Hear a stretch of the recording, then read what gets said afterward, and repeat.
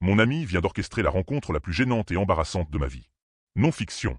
Il faut que je raconte ça quelque part, pour que d'autres puissent apprécier le chaos social que j'ai traversé. J'essaie encore de m'en remettre. J'étais en train de marcher, écouteurs dans les oreilles, complètement dans ma bulle. Soudain, j'entends au loin « Yo Gab ». J'enlève mes écouteurs, je regarde, et c'est mon pote Trey qui me fait signe devant son immeuble. Je vais vers lui, on discute tranquillement une minute. Puis il dit « Attends, laisse-moi arranger ton col », et il me le remet en place.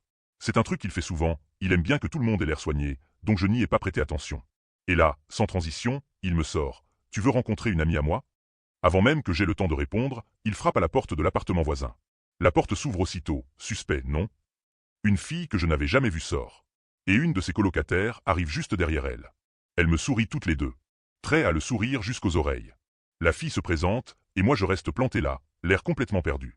Puis Trey me désigne fièrement et dit aux deux « Avouez qu'il est classe, non ?» J'ai eu l'impression que mon âme quittait mon corps tellement c'était gênant. J'ai dû ressembler à un chevreuil surpris. Et c'est là que l'une des colocataires lâche la bombe. « Oui, on a beaucoup entendu parler de toi. » J'ai rigolé nerveusement et bafouillé. « En bien ou en mal ?» Elles ont répondu « Surtout par Trey, donc en bien. » À ce moment-là, je n'ai jamais autant voulu disparaître sous terre. J'ai marmonné que je devais partir et je me suis éloigné à toute vitesse. Mon analyse? Je pense que c'était un coup monté, mais pas dans le mauvais sens. J'ai un style assez marqué, je me fais remarquer. Peut-être que ses voisines avaient déjà dit à Trey qu'elle me trouvait intéressant, et il a voulu jouer au Cupidon. Sauf qu'il l'a fait de la manière la plus maladroite de l'histoire. La porte qui s'ouvre instantanément, le petit relooking, juste avant, le fameux « on a entendu parler de toi ». Tout indique que c'était préparé.